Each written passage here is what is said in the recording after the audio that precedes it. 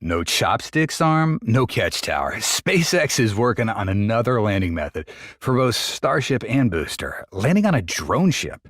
So, what's the real reason why SpaceX chose this landing method? Let's find out in today's episode of Alpha Tech. All right, so since 2021, when Starship first appeared, Elon and SpaceX began harboring bold plans to land the Super Heavy booster, an upper stage of Starship, on a platform in the vast ocean.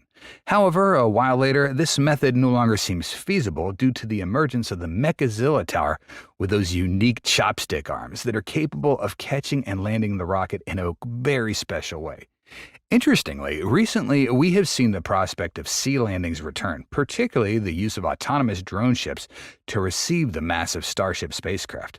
Although this is just a small detail that we found in the Environmental Impact Statement (EIS) published by the FAA back in June, it also indicates the development of this method in the near future. SpaceX may be exploring the potential benefits of landing both the Starship second stage and the Super Heavy booster at sea. First, let's talk about landing the booster. Through its Falcon rockets, SpaceX has slowly but surely refined and perfected the recovery and reuse of orbital-class rocket boosters, rather than coasting 500 to 1,000 kilometers downrange after stage separation and then landing on a drone ship at sea.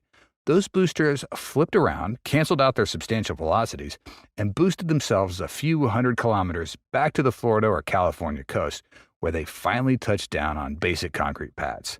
Unsurprisingly, canceling out around 1.5 kilometers a second of downrange velocity, equivalent to Mach 4.5, and fully reversing that velocity back towards the launch site is an expensive maneuver, costing a ton of propellant.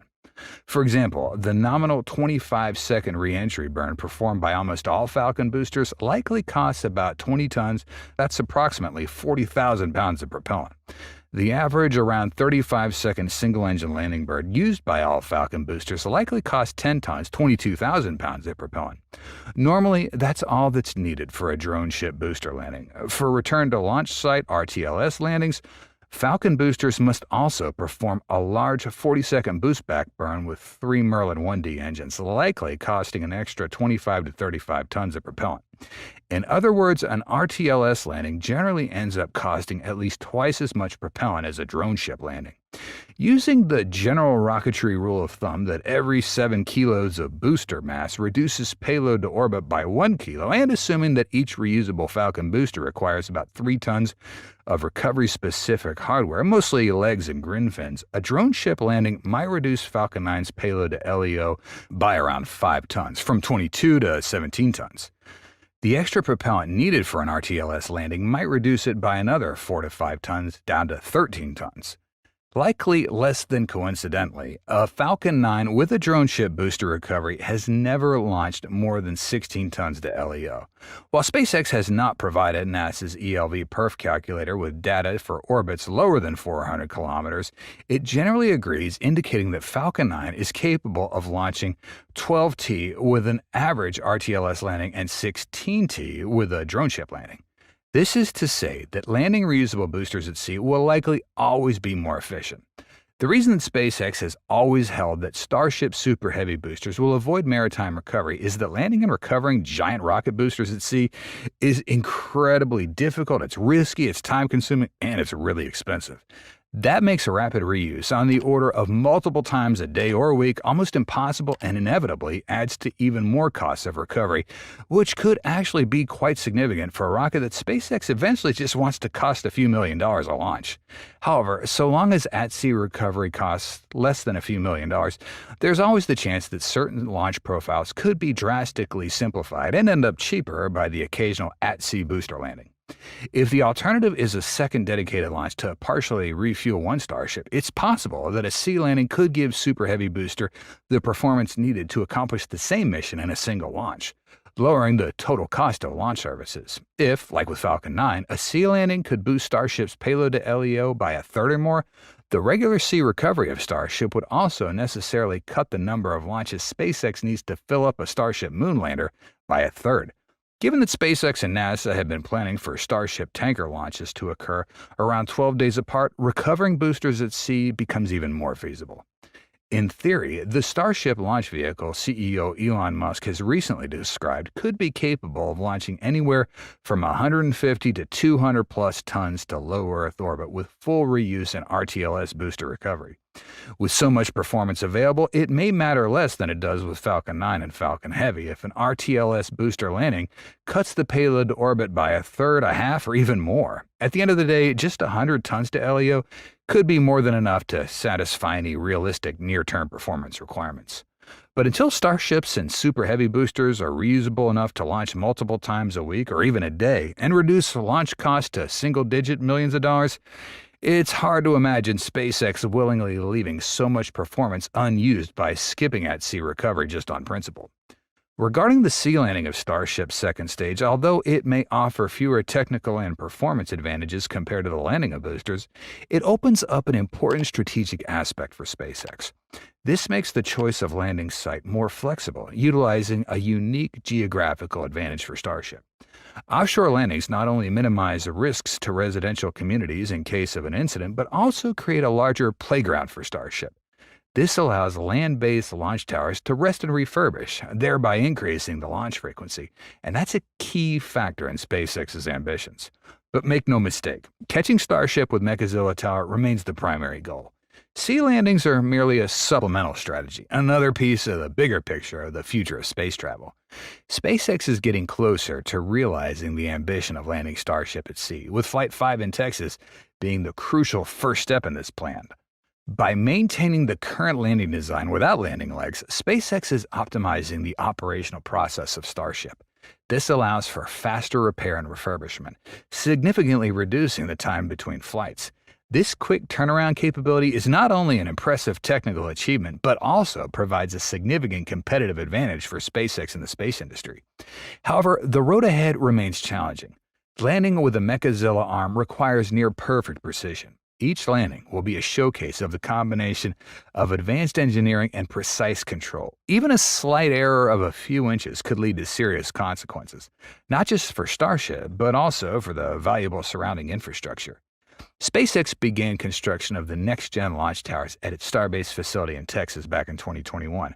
Measuring 146 meters, that's 480 feet, it's the tallest launch tower in the world and could provide the basis for future planned Starship launch setups in Florida.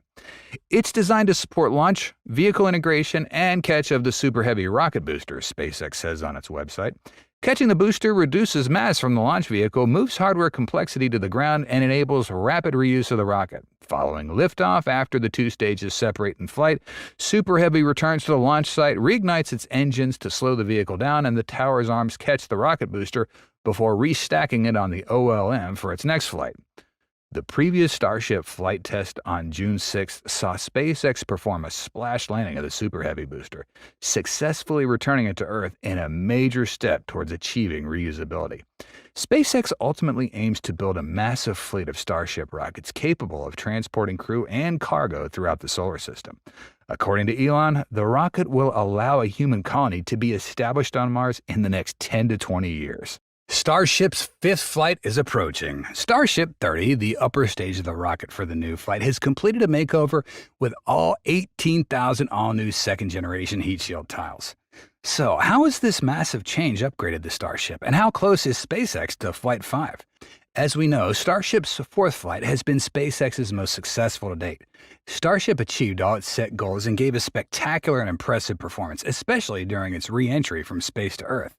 However, some issues arose that rocket enthusiasts could not ignore, particularly significant damage to Starship's heat shield caused by high atmospheric temperatures, which left one side flap incomplete.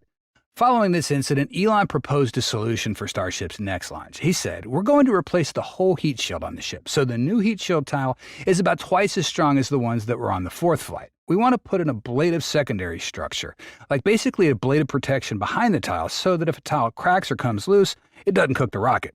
Yes, this has been done.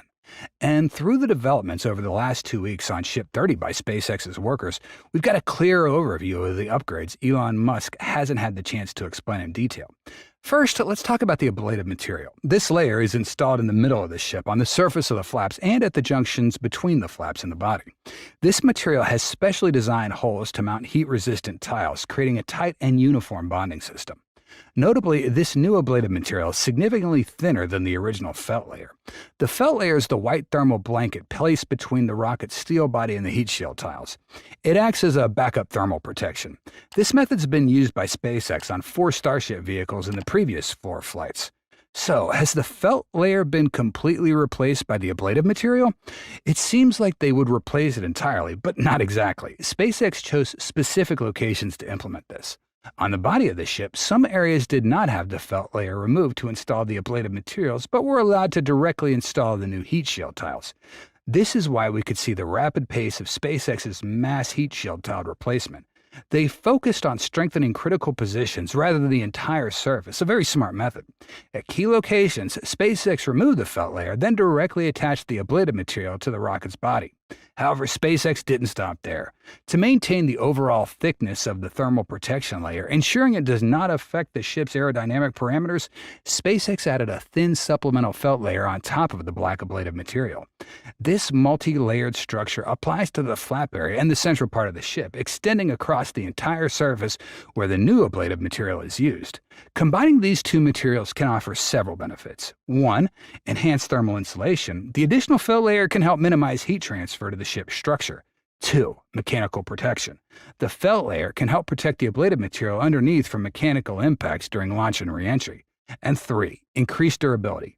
The multi-layer structure can help extend the lifespan of the thermal protection system, allowing for more frequent reuse. And surprisingly, during Tim Dodd's tour of Star Factory before the 4th test flight, we learned that the heat shield improvements had been tested by Elon on Ship 29, and this method has been applied since the Starship Block 2 version. He said, We'd actually put some backup ablative there. One was 2 layers of ablative, one was 1 layer of ablative. Yep. The 2 layer of ablative did not burn through. The 1 layer of ablative did, but I'm not sure if it actually burnt through the steel too, but it did erode the single layer of ablative. But it just says that if you have 2 layers of our ablative, it does not actually burn through. In addition to the new ablative material, we cannot overlook the new heat-resistant tiles. These changes include a new configuration for the heat shield sublayer and the replacement of most of the insulation tiles on the ship. Elon said, "We're going to replace the whole heat shield on the ship, so the new heat shield tile is about twice as strong as the ones that were on the 4th flight." We can understand that these new tiles are going to be stronger, although the exact meaning of this statement is unclear. It might refer to better protection for the ship, higher durability, or both. However, when observed from the outside, the new tiles look almost identical to the old version in shape, size, and core structure. Improvements may have been made at the micro level, such as changes in material composition, enhanced surface coating, or adjustments in the manufacturing process.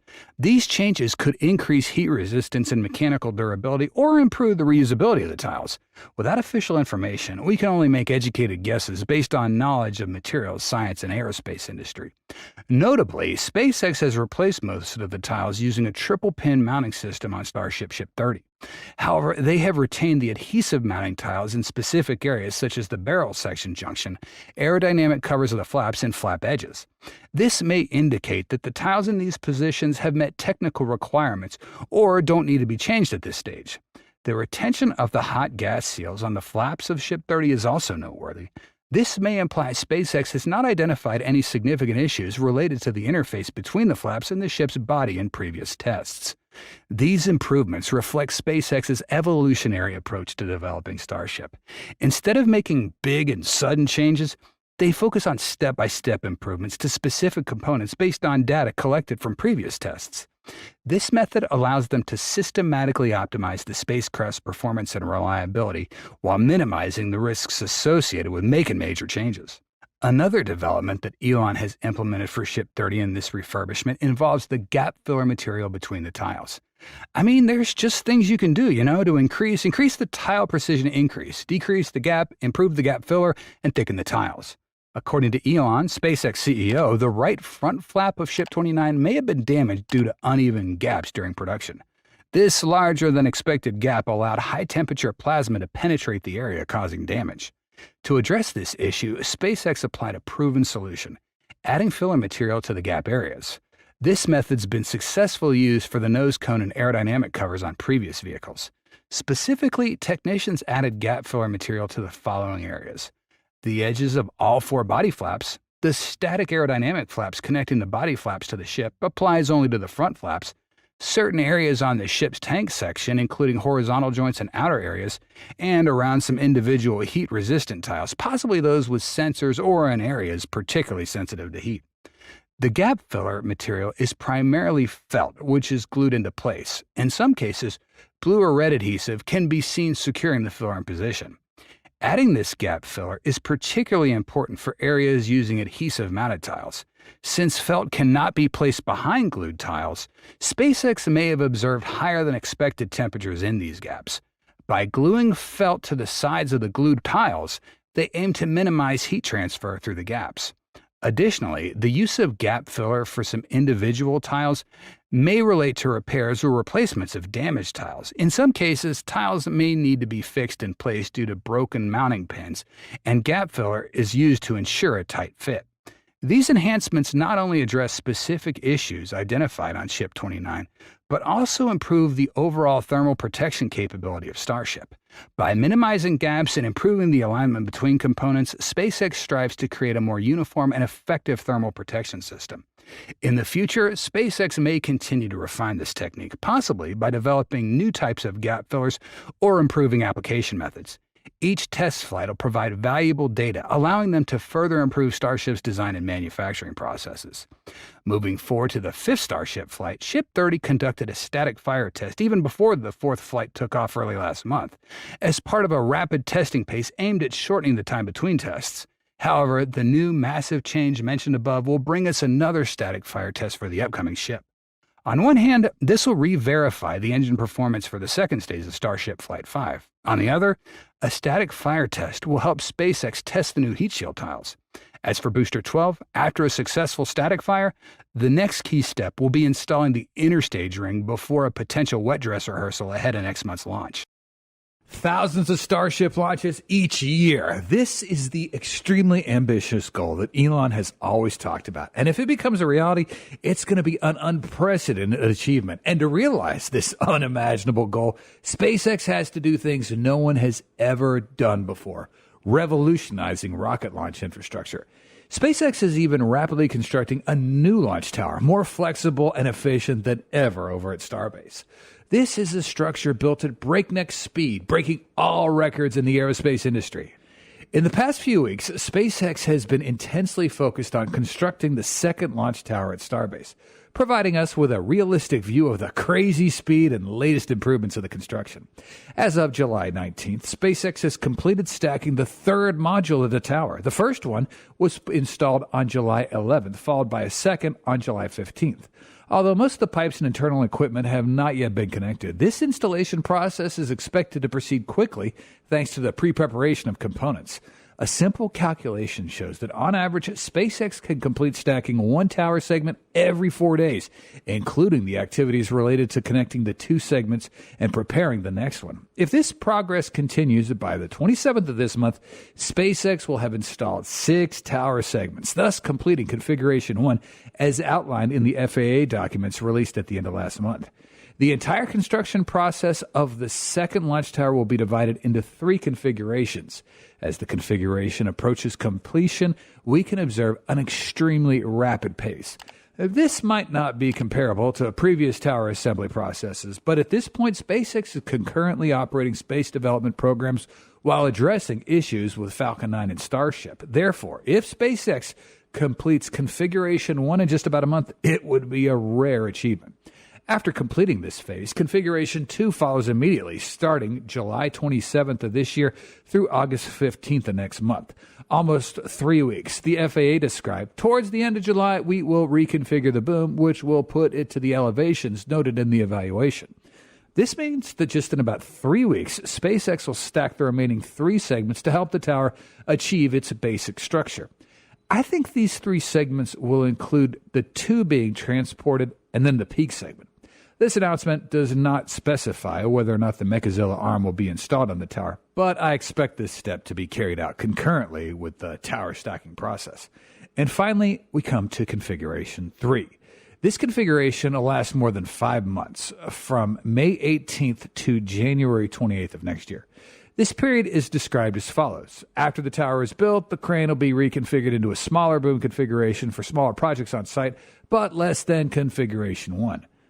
This stage can be used to add support systems like the water deluge system, water pipes, fuel lines connecting the tank farm and OLM, and the launch tower. It's crucial to consider the timing of constructing the OLM, that's the orbital launch mount, and tank farm alongside the launch tower. These components form the backbone of Starship's launch infrastructure, facilitating crucial fueling and launch operations. The strategic decision to build these systems is parallel with the tower not only maximizing efficiency, but also ensuring a comprehensive and functional launch complex, and that'll be ready for action at the earliest possible date. SpaceX's ability to orchestrate this multifaceted development will be instrumental in maintaining project momentum and adhering to ambitious launch timelines. The rapid progress of the new launch tower over at Starbase is particularly noteworthy, with plans to complete tower stacking in a mere 2 months for the initial 2 phases, and projections to finalize the entire structure within a 6-month window, including the 3rd phase. SpaceX is demonstrating remarkable speed and efficiency. This accelerated timeline outpaces previous construction efforts at both Starbase and Florida facilities. While the current schedule aligns with FAA projections, SpaceX's track record of surpassing expectations suggests the possibility of an even swifter completion. Regarding the use of the second tower for upcoming flights, Elon's projected schedule for Flight 5 at the end of this month or early next makes it unrealistic to use the new tower for this mission. Furthermore, Kathy Loiter's recent update casts doubt on whether the first tower will attempt a booster catch in the immediate future. Instead, it seems this ambitious maneuver might get postponed till Flight 6 as trajectory planning continues to evolve. These developments highlight SpaceX's pragmatic approach to integrating new infrastructure. The company is carefully balancing the introduction of advanced capabilities with the need to maintain a steady launch cadence and ensure mission success. While the roadmap for the first launch tower is relatively clear, the role of the new tower in upcoming missions remains somewhat ambiguous. In an ideal scenario, assuming all safety checks and systems are fully validated, it'd be exciting to see the new tower attempt to catch one of the flight stages. Such a test would serve as a powerful demonstration of the new tower's capabilities and mark a significant milestone in SpaceX's reusability efforts. After understanding the construction process of the tower, let's delve into the design. The new tower currently has 9 segments and appears not to need any additional segments as construction has already begun. Based on observations, we can see that the new tower will be slightly taller due to an elevated foundation. According to Zach Golden, this new foundation is 13.4 meters high, surpassing the height of the first tower's foundation by 1.5 meters. That one was 11.9 meters. FAA documents support this observation. A March 2021 document lists the height of the first tower at 469 feet. That's 143 meters, not including the approximately 10-foot or 3-meter lightning rod. Meanwhile, documents from April of this year show the new launch tower to be 474 feet or 144.5 meters tall. Since the segments of the tower have not changed, the increased height is clearly due to higher foundation. Adding to these revelations, Elon recently shared even more ambitious plans in the latest video from Everyday Astronaut. He stated SpaceX aims to make the second tower taller, which is a surprising update. Elon mentioned that specific components will be added to achieve this upgrade, sparking curiosity about the precise method SpaceX is going to use. What innovative solutions do you think SpaceX might adopt? Let us know down there in the comments. Musk emphasized that this upgrade is to accommodate the next generation of Starship. From the presentation back in April, it seems Musk is referring to Starship V2, which is expected to reach an impressive height of up to 150 meters, passing up the current tower's stature. Therefore, the new tower will need to be taller than the rocket. The ideal height for the new tower could range from 160 to 170 meters to effectively support future missions and SpaceX's ambitious plans. Ultimately, Elon and the company aim to build 4 Starship launch towers, with 2 to be made in Texas and 2 in Florida over at Cape Canaveral, pending local, state, and federal approvals. He explained that the Texas facility is likely to serve as the testing ground for trial launches in rocket manufacturing, while most launches will take place in Florida. This seems to be a foreseen future, part of Elon Musk's long-term plan. A significant recent move by the CEO was the decision to relocate the SpaceX headquarters from Florida to Texas. Although this is said to be related to some gender-related laws, we can understand that this is a first step for Elon to achieve his long-stated goal. Besides detailing the tower's progress, Elon also revealed upcoming upgrades to the Mechazilla arm system. He recently highlighted its current shortcomings, such as its long design and slow generation, leading to significant moments of inertia, vibrations, and impacts, unsuitable for quick, high-precision tasks like catching rockets. To enhance efficiency, the new arms will be shorter, increasing flexibility and speed while ensuring they can handle the rocket's payload and retract independently, minimizing risks to the entire system. On top of that, Musk hinted at another possible upgrade, introducing a flame trench beneath the tower. While previous sections focused on Configuration 3 and its flood discharge system, SpaceX could change its approach based on new systems tested at the Massey test site. Elon suggested that this change would require a significant overhaul, but SpaceX is still willing to adopt this solution if it proves effective.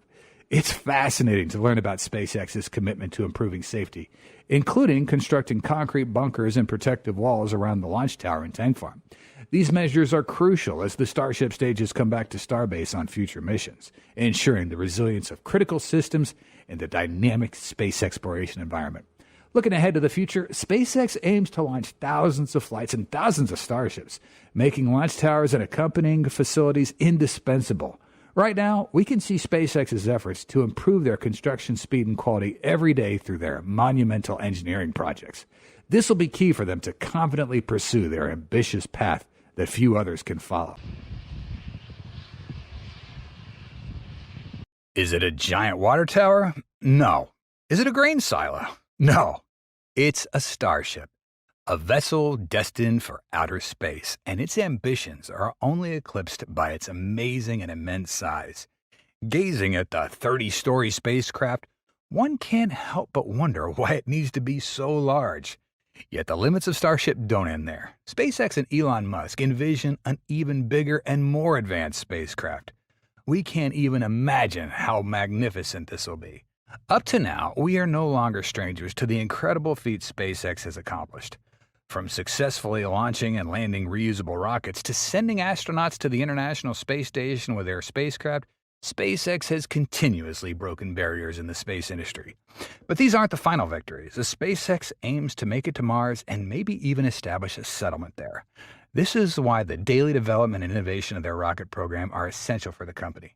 Prominent among them is making the world's largest spaceship, Starship, even bigger and more powerful. In fact, Elon Musk, the head of SpaceX, once revealed in a company presentation about two upgraded versions of Starship known as Starship V2 and Starship V3. If components of Starship V2, such as the nose cone or payload section, have appeared at Starbase, which we analyzed in a previous episode, then Starship V3 has not yet been produced. Elon and SpaceX plan to complete the production of Starship by the end of this year and aim to launch it early next year. This leads us to speculate Starship V3 might be made in early 2025 and ready to launch in 2026. According to Elon, Starship V3 will have upgrades compared to its predecessor. We got a version 3 ship design that will stretch and even be taller, probably end up being, 140 meters before it's all said and done, maybe 150 meters at the end in length, so be even taller than it is currently. With 150 meters in height, the V3 will be up to 25% taller than V1. Based on previous announcements, V2 will get extended by 10% to hit 124 meters in fully stacked form, meaning that V3 is going to be about 26 meters taller than V2. Besides, the upgrades could also increase Starship's payload lift capacity from roughly 100 metric tons to more than 200 metric tons of flight. Well, this can make Starship become an unparalleled cargo behemoth in space, revolutionizing space travel with its impressive payload capabilities. To comprehend the scale of this accomplishment, one can envision that the cargo capacity of the Starship is equivalent to that of 3 118 tons of Saturn V into orbit and about 12 shuttle payloads. Remember, it took almost 60 space shuttle launches to bring up the pieces of the 420-ton ISS. In this case, 2 single-use SpaceX Super Heavy Starships could be left in space and bring more mass for a larger 500-ton space station. It would be the best to use at least 3 SpaceX Super Heavy Starships to orbit. This would enable a central docking component and then 2 rotating Starship modules. The SpaceX Starships could be just left in orbit but attached with walkways to form an almost 1,230-ton space station. Each of the Starships would have about 160 tons of dry mass and a 300-ton payload. In addition to its impressive size and payload capabilities, the larger Starship version will also minimize costs. Musk claimed that the future Starship 3 would cost less to launch than SpaceX's original rocket, the Falcon 1 small launch vehicle, which had a price of about $10 million because of full reusability. He estimates that the Starship cost per launch could fall as low as $2 to $3 million. And that is beyond our imagination. For instance, if a future Starship costs $2 million to build and $2 million for fuel and operations, then even in expended mode, this payload cost would be $15 a kilogram. Now, considering a $3 million Starship capable of flying thousands of miles, the costs would primarily revolve around fuel expenses for the flight with minimal overhead. By implementing systems for synthesizing liquid oxygen on site, fuel costs could be substantially reduced. For example, with an estimated $500,000 per orbital flight for fuel and 250 tons of reusable payload, the cost would range from $2 to $4 a kilogram. Similarly, for transcontinental flights, with fuel costs estimated $125,000 a flight, with the same payload capacity, the cost would be around 50 cents to $1 per kilogram. And that's the difference between if you've got a fully reusable rocket with low-cost propellant and autogenous pressurization costs actually costs less, Elon said. But before achieving those benefits, SpaceX will have to solve many problems. The first being the design. It'll need to have many changes, like redesigning the interior for passengers, expanding the cargo compartment, or expanding the fuel tanks. This is difficult because changes are not only increasing in size, but also ensuring balance between parts. Next are the engine changes. A larger vehicle with more payload will make it even heavier. That means the engines need to be larger and more powerful to lift the vehicle. It can be said that engine research and development is the most difficult task in the aerospace field. Engineers need to ensure the engines are not only powerful, but also stable. The problem of engine stability was evident during the first orbital test flight. On top of that, related facilities also need to be changed and upgraded, like the Mechazilla launch tower system. It's going to need to be taller. The Mechazilla arms, or QD arms, are also going to need modifications to be able to lift and catch a bigger Starship. That's going to be a challenge for SpaceX's engineers. So many challenges, but what makes Elon so confident? He certainly has any reasons for thinking so.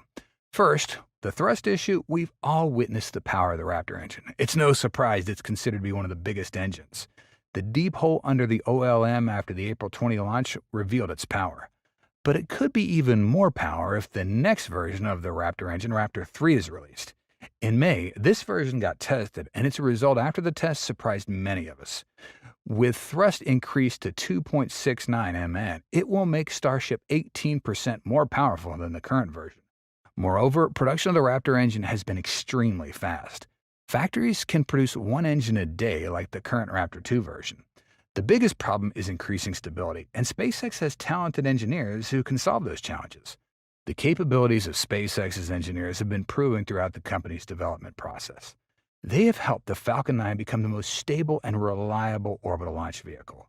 They've also helped SpaceX become the first company that owns the most satellites in orbit. For the Starship project, after the first orbital test flight, their capabilities were shown more clearly. In just a few months, the changes and upgrades in Starship and related infrastructure were almost complete, ready for the second orbital test flight. At other companies, they can take up to a year or more. For those who think Elon's recent statement is crazy, I want to tell you it's not the craziest. Ideas appear in Elon's mind at any time, anywhere. Elon created many crazier ideas with Starship, of which the most prominent being Starship 2.0. Back in 2019, he tweeted that the Starship's diameter could be increased, reaching 18 meters, surpassing the diameter of the Soviet N-1 rocket. If increased, Starship 2.0 will have a height of nearly 240 meters. That's double the version they're currently producing. According to estimates, in Starship version 2.0, the surface area, propellant tank volume, thrust requirements, and mass will increase 8 times. The total weight will be up to 40,000 tons. SpaceX will need at least 100 Raptor engines to help lift this monster. It will be interesting if this version appears in reality. Then it's going to be nearly 3/4 the height of the Eiffel Tower, and the current Starship version would be just like a tiny guy standing next to a giant. That sounds unrealistic, but dreams have no limits, especially for ambitious folks like Elon Musk. Throughout aerospace history, vehicles have gradually gotten bigger and more powerful. So how can we know what their limits are? We can laugh at Elon's crazy thoughts, but we got to admit that he's helping Starship get bigger, stronger, and better. And thanks to that, the road to Musk's biggest dream, Mars colonization, is also getting closer. But before we think about those scenarios, there's more work for Elon and his team to do. That is to work well in the upcoming Starship's 5th orbital test flight mission. The world's extremely excited after Starship completed upgrades and passed recent tests. The time we wait for SpaceX is still much shorter than other companies. More than ever, give your thoughts and prayers to Elon, SpaceX, and Starship. And soon, Mayor Elon's city on Mars will be opening its doors to welcome you. Finally, it has appeared. Starship version 2 has been officially unveiled at Starbase.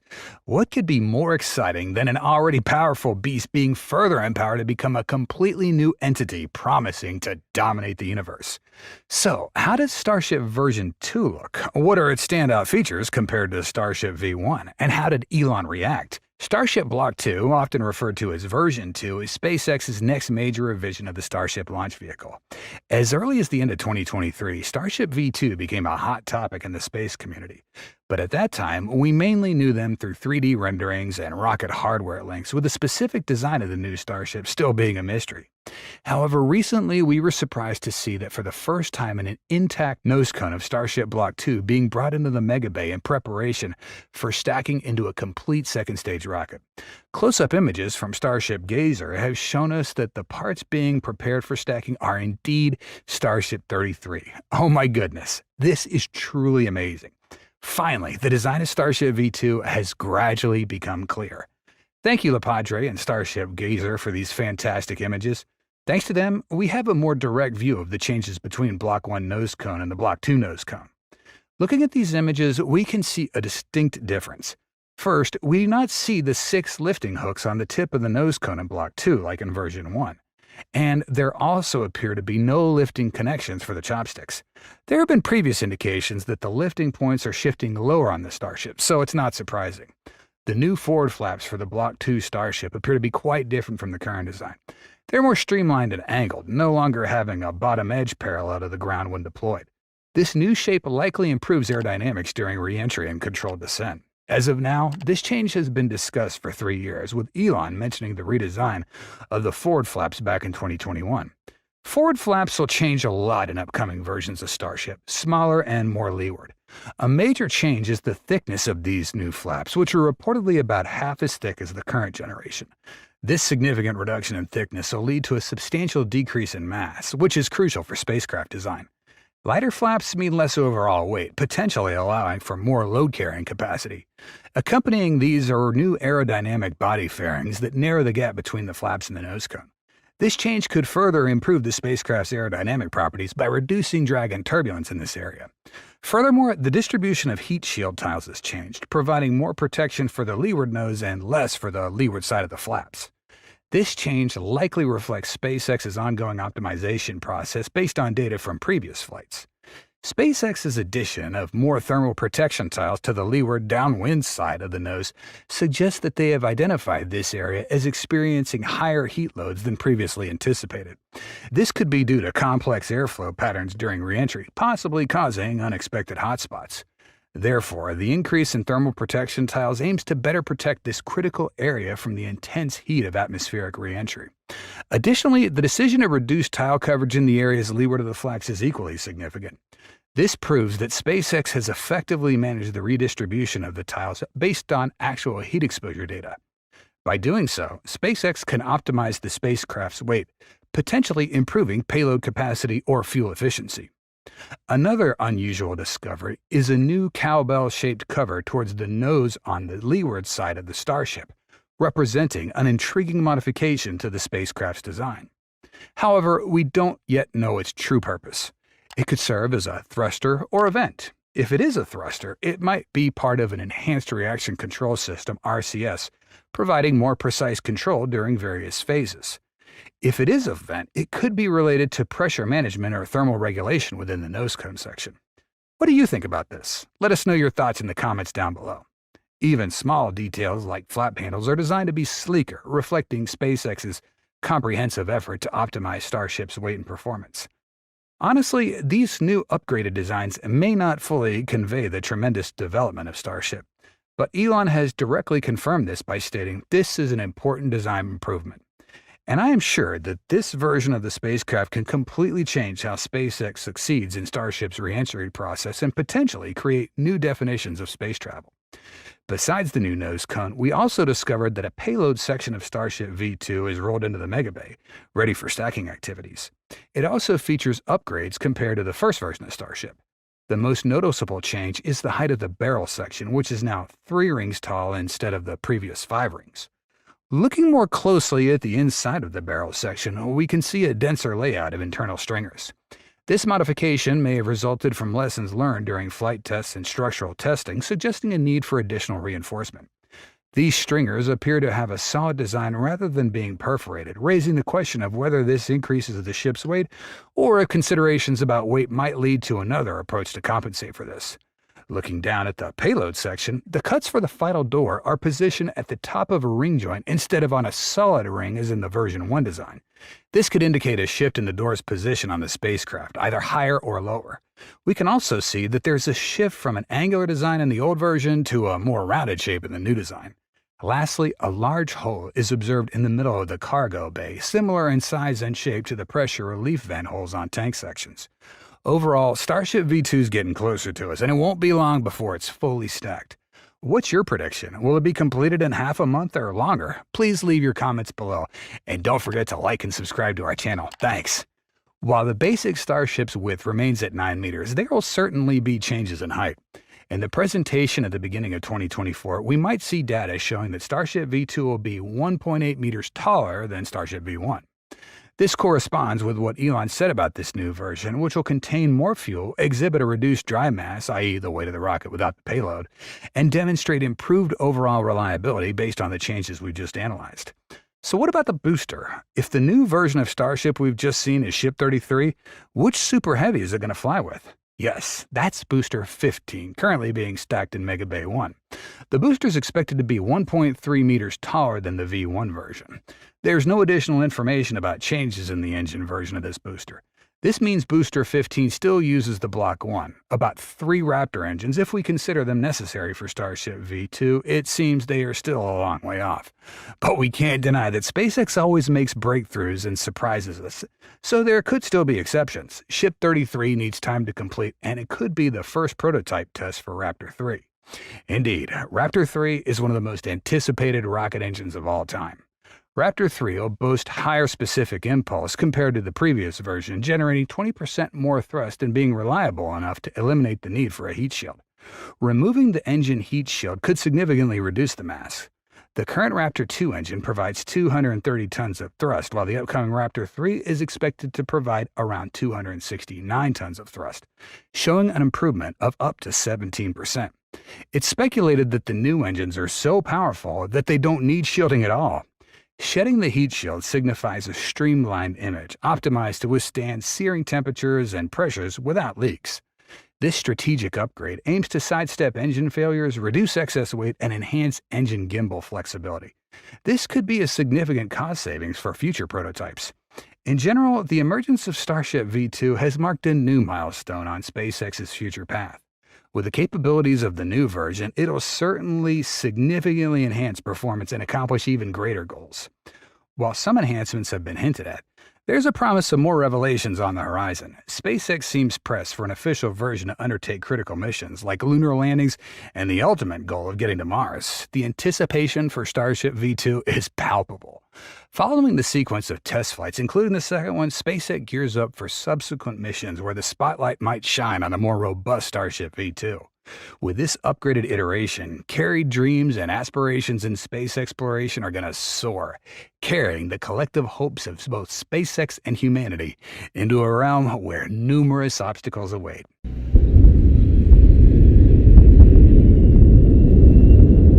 Starship Flight 5 is ready to launch. Despite issues with the Falcon 9 rocket, SpaceX remains confident, pushing Booster 12 through its final standalone tests in preparation for liftoff with Starship 30. After 39 days of waiting since Starship's fourth flight, SpaceX finally conducted a static fire test at its facility in Texas. Early on June 15th, we saw the first signs of a potential static fire after SpaceX placed its tower-catching arms over the booster and closed roads in the nearby areas. The exterior of the Starship booster became frosty, followed by an epic scene, a static fire test, where we could witness most of the Super Heavy booster's power. The fiery test lasted about 10 seconds, with all 33 Raptor engines igniting in groups to ensure a safe startup. If you looked closely during the test, you'd see a large amount of dust kicked up as SpaceX fired the engines and several black patches flying off immediately afterwards, which could be the outer paint layers of the OLM. However, this did not seem too dangerous to the launch pad because the scene appeared relatively clean after the test, indicating no major damage. Furthermore, the test was immediately confirmed successfully through images posted by SpaceX and notably Elon Musk. He affirmed the immense power of the test, stating more than double the power of the Saturn V moon rocket. Indeed, Starship at launch will generate a massive thrust of nearly 17 million pounds. That's around 7,600 tons compared to Saturn V's 7.6 million pounds or 3,450 tons. This is a point of pride for the rocket of a new era, surpassing all past limits. Drop us a heart in the comments if you agree, and make sure to please like and subscribe our channel. Thanks. And this superior power of the Super Heavy booster is all thanks to Raptor engines, the key to SpaceX's success. Clearly, we can see their gradual improvement through Starship's test flights from 1 to 4. While the first and second flights had many engines fail during launch, the third flight had only a few failures, and finally the latest flight saw only a single engine fail during liftoff, and all engines for Starship's entry and landing burn reignited successfully. These engines are also key for the second stage of Starship's performance, especially since SpaceX has to demonstrate in space Raptor engine ignition at some point during the Starship testing. As in-space engine ignition is a complex process requiring engineers to carefully manage the fuel and tank pressurization, since a rocket isn't vertical when it's traveling in space, the fuel inside the tanks are more volatile because of a lack of gravity. The chances of an anomaly happening are a lot higher than here on Earth. SpaceX has intended to test in-space ignition with the third Starship test earlier this year. However, plans were scrapped at the last moment, and there's little publicly available on this decision. Along with the in-space ignition, Starship's Flight 5 may also see SpaceX attempt a tower catch for the first time. Although catching the booster with the launch tower is a central part of Starship's landing plan, it's also one of the riskiest maneuvers since even the slightest miscalculation can lead to pad destruction. This could set the Starship program back, not only because SpaceX would have to rebuild infrastructure if a backup pad's not available, but it might also pause future tests due to regulatory oversight. It's likely for this reason that Kathy Luters, SpaceX's GM over at Starbase, mentioned to local residents last month that SpaceX is still considering whether to attempt to catch a booster on the next flight. However, SpaceX officials think that this is the best way to recover the booster as it allows SpaceX to quickly reuse the rocket. Furthermore, earlier this month, SpaceX released a promotional video for the next Starship flight, indicating that the booster catch is back on the table. SpaceX will also use the fifth Starship test flight to test upgraded heat shields on the ship or upper stage after the heating process during re-entry damaged the vehicle during the landing attempt on the previous flight last month.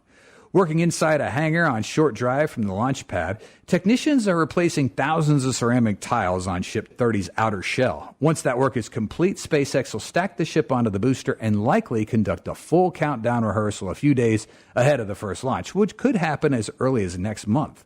Meanwhile, SpaceX is also diligently constructing its second launch pad at Starbase. Construction activities are progressing rapidly. The construction teams have stacked the first few segments of the second launch towers a short distance from the current Starship launch pad. The new launch pad at Starbase is a crucial element for increasing Starship's launch cadence from Starbase, which SpaceX currently proposes to increase to 25 Starship system launches and 25 Starship and Super Heavy landings a year. In addition to the requirement of a max of 25 launches a year from Starbase, SpaceX is also planning a maximum of 44 Starship launches a year from LC-39A at Kennedy Space Center and a maximum of 76 launches a year from SLC-37B. In total, there's going to be 145 Starship launches a year. Within a few years, SpaceX aims to have a total of 4 Starship launch pads in both Texas and Florida to support the increasing flight rate of Starship. While the preparation of Starship happens in Texas, SpaceX's Falcon 9 rocket has been temporarily grounded as engineers investigate the cause of an upper stage issue during last week's Starlink mission. The company announced on its website June 12th that a liquid oxygen link had developed in the upper stage of Falcon 9. After a planned relight of the upper stage to the lowest point of orbit, the Merlin vacuum engine experienced an anomaly and was unable to complete its second burn, SpaceX said. Although the stage survived and still deployed the satellites, it did not successfully circularize its orbit, but it did passivate itself as normally performed at the end of each mission. This left the satellites in an eccentric orbit with a very low perigee of 135 kilometers, 84 miles, which is less than half the expected perigee altitude. Naturally, this incident prompted FAA to launch an investigation before allowing Falcon 9 to resume its future operations. The FAA will be involved in every step of the investigation process and must approve SpaceX's final report, including any corrective actions, an FAA spokesperson said. A return to flight is based on the FAA determining that any system, process, or procedure related to the mishap does not affect public safety. It's unclear when SpaceX and the FAA will complete their investigation, but I think it won't be too challenging because SpaceX has the best engineers in the world, and what we know about this issue suggests it's a leak rather than an RUD, which would complicate matters a whole lot. So far, SpaceX has conducted individual tests for Falcon 9, the latest being July 15th. Stage 2 of Falcon 9 got tested at McGregor, and this is the first time since the Starlink 9-3 anomaly and could be a good sign for the progress of SpaceX's investigation. However, this incident has also had some impact on subsequent important missions. The first is a collaboration with NASA called Crew 9, which was supposed to send 4 astronauts to space in mid-August. The Falcon 9 issue will delay this Crew 9 mission, meaning the astronauts of Crew 8 will have to stay longer on the ISS. While NASA has another option to transport astronauts to the ISS with Boeing's Starliner, it is currently in a much more precarious situation compared to SpaceX. Besides the ISS missions, SpaceX is also expected to launch a commercial astronaut mission into space this month with Crew Dragon and Falcon 9 called Polaris Dawn. The mission was planned for late July but might be slightly delayed due to the Falcon 9 investigation. A spokesperson for NASA mentioned that the agency frequently gets updates from SpaceX regarding all aspects of interest related to the Falcon 9 rocket. SpaceX has been transparent with its information and is involving NASA in the ongoing investigation to understand the issue and determine the next steps, NASA stated. NASA will share updates on its missions, including any potential schedule impacts as more details become available. In recent years, we are no longer unfamiliar with the trend emerging in China's developing space industry, mimicking SpaceX, the world's leader in commercial space exploration. Chinese rocket companies eager to replicate the successes and innovation of Elon's SpaceX have started adopting similar technological concepts and design aesthetics. The latest we've learned is the company called Cosmo Leap, a new entrant into the Chinese space field. They've recently drawn attention with images reminiscent of SpaceX's ambitious Starship program. If you're someone who's only recently become acquainted with SpaceX and Starship, I'm quite sure you might get confused whenever you see these images. At first glance, they look pretty similar to the current operational system of Starship, even resembling some 100% of the renders released when the launch tower first got announced, with a vertical landing rocket catching mechanism and a pair of chopsticks designed to move vertically along the tower that look a lot like SpaceX's Mechazilla. This even prompted Elon Musk, who's been silent about the competitors' imitations, to exclaim, "Looks familiar." Moreover, their rocket also has similarities to the initial stage of Starship, a slender cylindrical shape with 4 grid fins. If you look closely, you can see an extended segment above the grid fins, which might even indicate hot staging. The main difference we can see here is that the rocket in the render appears quite small, possibly having only 9 engines, a lot fewer than what SpaceX's Super Heavy has. It's yet to be seen whether this company's rocket renders will have lasting viability. But for a space company founded only in early 2024 and to produce renders equivalent to a dominant space empire like SpaceX, that demonstrates the enormous ambition not only of Cosmo Leap, but of China's entire aerospace industry. They don't simply aim to catch up with their rivals. They want to surpass the leading countries in the global space race. As Chinese companies strive to carve out their niche in space tech, they are increasingly looking towards SpaceX as the benchmark of innovation and commercial success. Chinese state-supported space companies will approach space strategies in their own way to enhance technological capabilities and achieve competitive balance in an industry traditionally dominated by the U.S. and Russia. Of course, Cosmoleap is just one of many examples of Chinese companies emulating SpaceX's technological innovations. Beyond Cosmoleap, numerous Chinese firms are pursuing similar cutting-edge technologies. For instance, Land Space and Galactic Energy are developing Methalox engines, a type of propulsion system that SpaceX has popularized with its Raptor engines. Methalox engines, which use methane and liquid oxygen as propellants, are known for their efficiency and potential for reuse, making them a desirable choice for future space missions. In January 2024, Land Space conducted a hop test similar to SpaceX's Starhopper from 12 years back. This test is part of the development process for the Zhuke-3 stainless steel rocket, first announced in November of last year.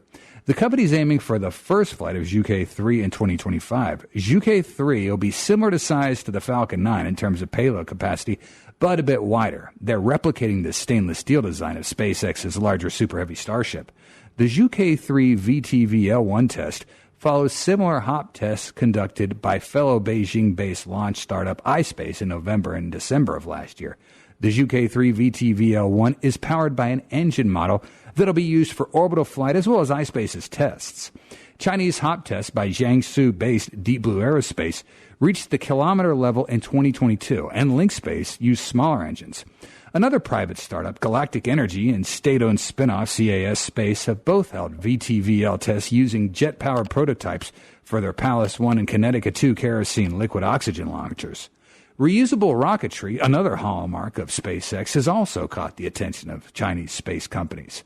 Space pioneer OneSpace and Chase are actively working on developing reusable launch vehicles that can significantly reduce the cost of access to space. By emulating SpaceX's reusable Falcon 9 rockets, these companies aim to achieve similar cost efficiencies and operational flexibility. Notably, Space Pioneer with its Changlong rocket series. In April 2023, they successfully launched their first Changlong 2 rocket. Space Pioneer is the first Chinese commercial startup to achieve orbit using a liquid fuel launch vehicle. Changlong 2 is larger than SpaceX's Falcon 1, but has a much smaller payload capacity compared to the early Falcon 9. Therefore, they've developed a larger Changlong 3, which is compared to the Falcon 9. It's got a diameter of 3.8 meters and a takeoff mass of 570 tons. It's designed to be highly reliable and capable of launching many times a year. The rocket will incorporate dozens of new technologies to greatly improve cost performance.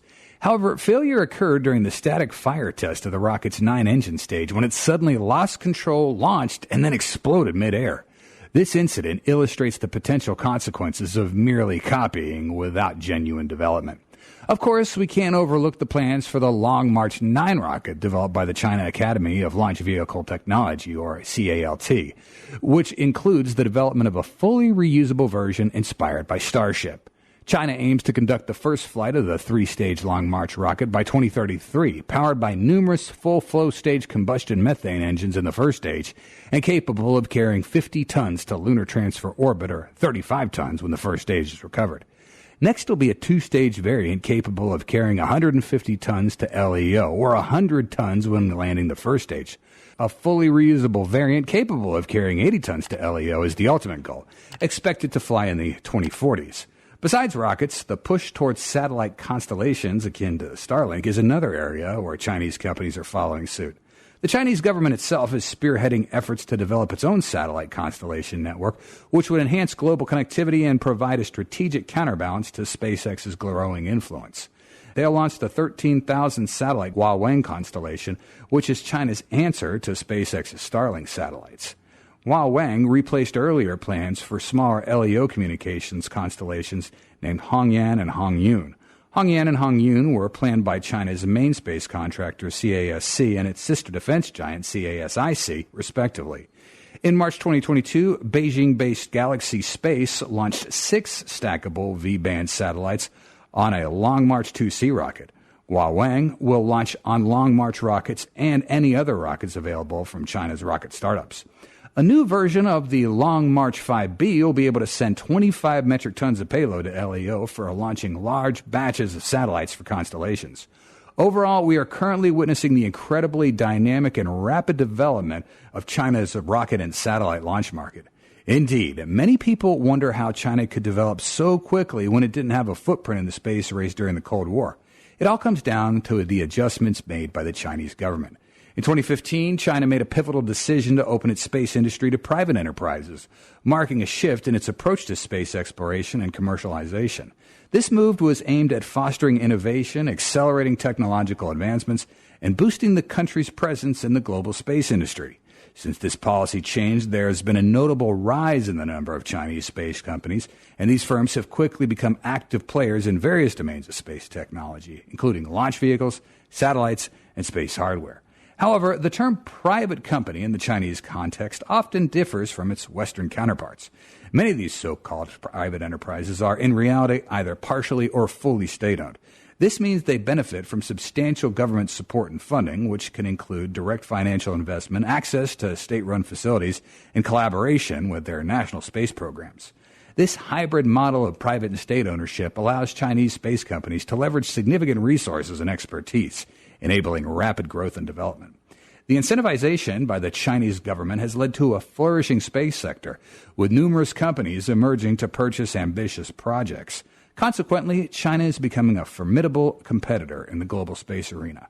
They are aggressively pursuing a comprehensive copying strategy, challenging established giants at every turn. Should SpaceX be wary of this development? Of course not. I firmly believe that creativity and innovation are the foundations of long-term success for any organization. SpaceX exemplifies this philosophy. A company led by talented engineers continually pioneering new ideas in the aerospace industry is a formula for success and the key to sustained dominance. If China doesn't grasp this formula, it's going to take a very long time before they can catch up with SpaceX. And that's all for today's episode. Thanks for watching and see you next time.